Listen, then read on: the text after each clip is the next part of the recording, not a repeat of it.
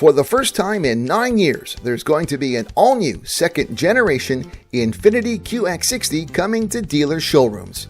Infiniti's mid-sized, 3-row SUV has long been overdue for a redesign, and the 2022 QX60 was revealed to the world online back on June 23rd. In order for the media to get an in-person look at the new QX60, Infiniti Canada has staged some static first look opportunities in select cities. And last week I was invited to one such opportunity near Toronto's Pearson International Airport. I had a chance to see it up close myself and take a walk around with an Infiniti product specialist. Okay, hello, my name is Peter Wendell. I'm the product planning manager for Infiniti Canada. And here's our new 22 model year QX60. So as you can see, the car is fully redesigned. Yeah, I noticed that. There's not a hint of the old vehicle anywhere in the lines or in terms of fit and finish or anything else associated with it. First, you'll notice the very pronounced hood. So gone is kind of the line of the previous vehicle, was slightly sloped, slightly subdued. This is in your face. It's going to have a presence on the road. And my childhood came back when you said there's a name for the grille that goes back to paper making days.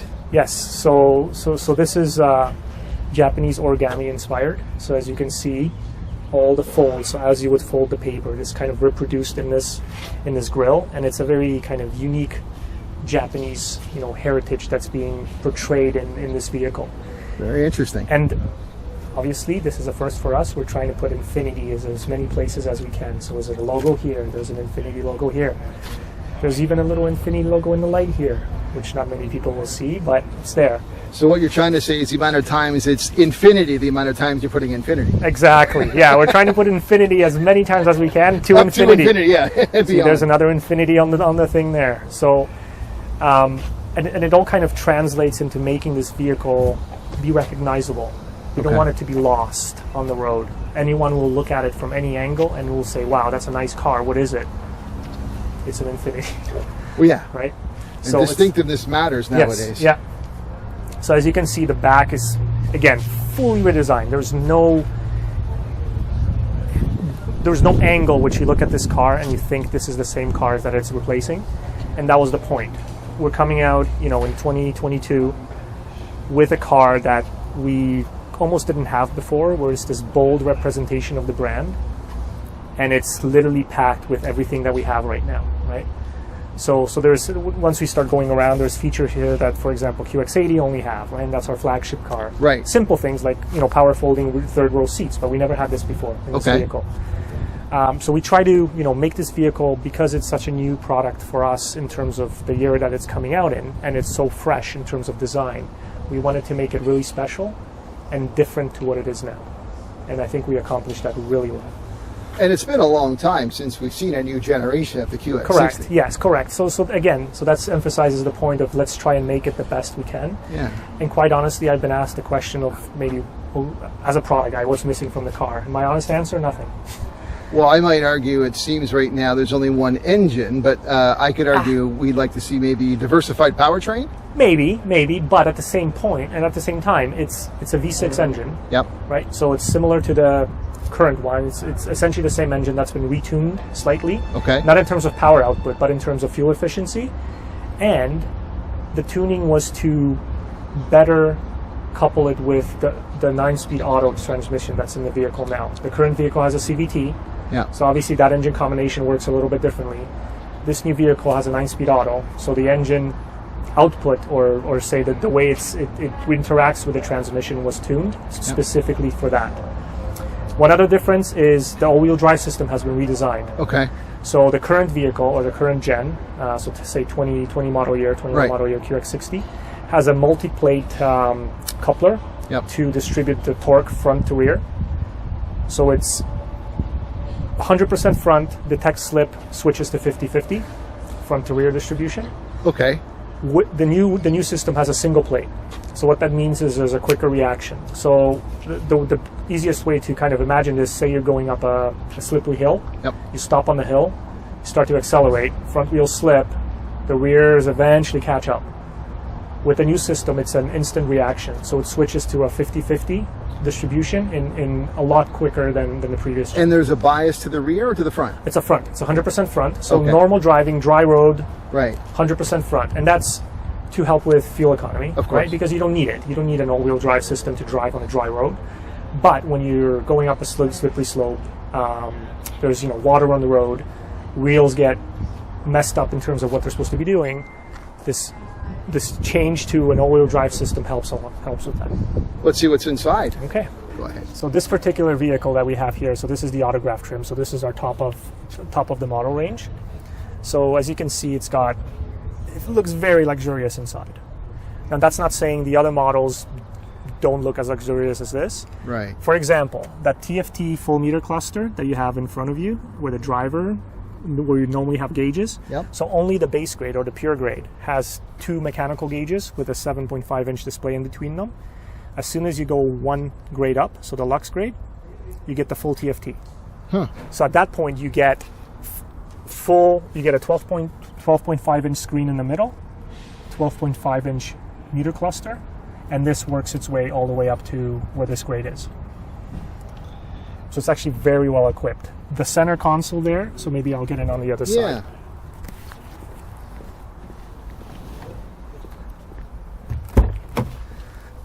So this center console here, when you shut the vehicle off, this is just piano black.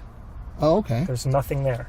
And the only 3 physical buttons that you have is your radio control and your temperature control. When you start the car, all of this lights up. Yeah. And the other cool thing is it's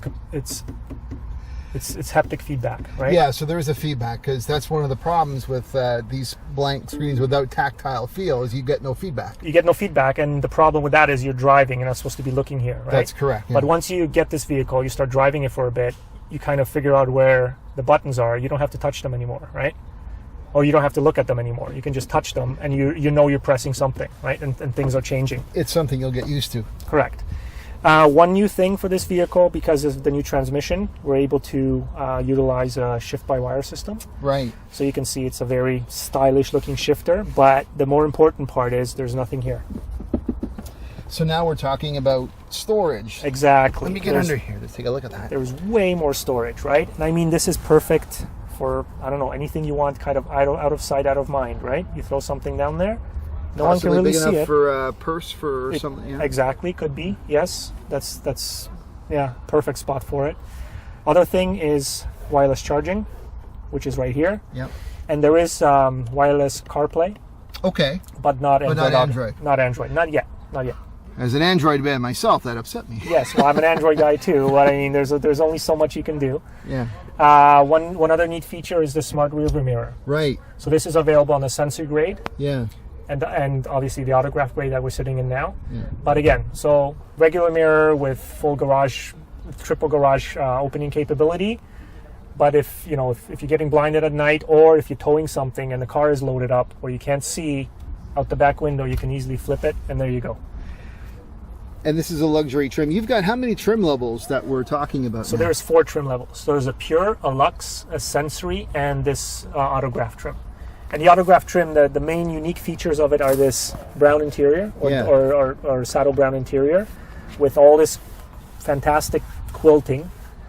The black open pore wood trim, black headliner. Big thing is the rear captain chairs.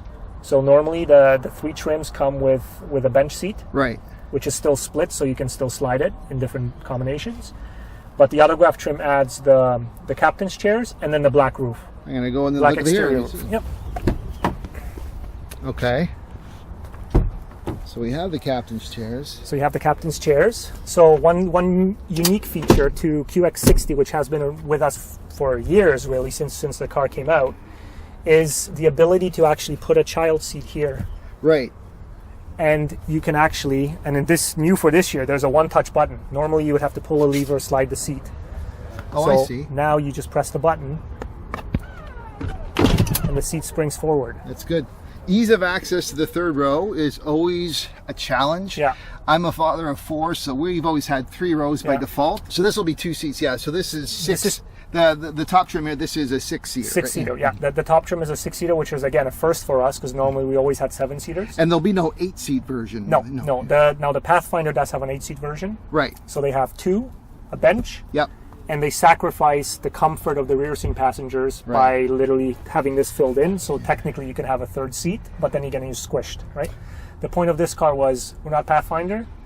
This is more luxury. We want people to actually travel in comfort versus just, you know, have as many people in the vehicle as possible. I saw something about there is a elevation between the third row, middle row, and front. So there's almost a visibility, yes, like a theater. Yeah. So they made it like a theater. So these seats, you can tell they're slightly higher than the front seats. Okay. Oh yeah. And then those seats are slightly higher again. So now even people sitting in third row actually have visibility to kind of the front area, so you can actually talk. The other thing, these are new. So vents, okay. We haven't had roof vents before. Yeah. So this isn't actually, and this is for third row passengers as well. So tri-zone control. Tri-zone control. Plus, it's actually roof mounted, so there is air conditioning and heat that gets evenly distributed in the vehicle. Okay.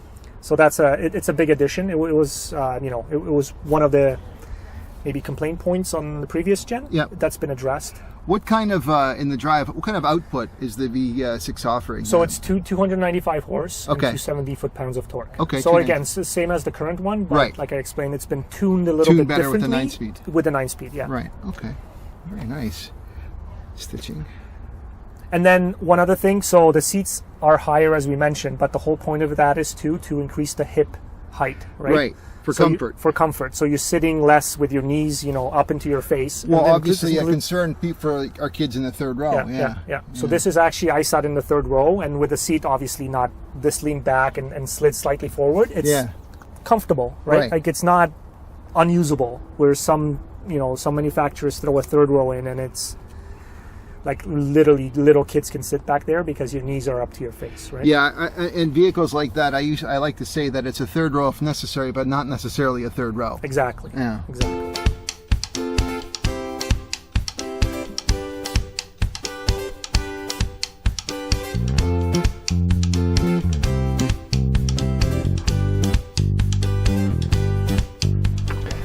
I think we can all admit that the QX60 really was getting long in the tooth. It was desperately in need of an overhaul.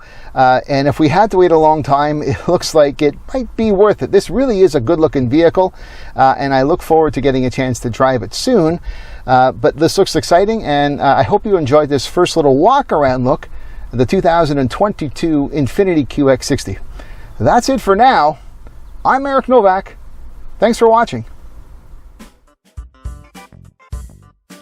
There's plenty of ways for you to keep connected with me, so check out some of my social media links, suggested videos, and I'd really love it if you subscribe to my YouTube channel.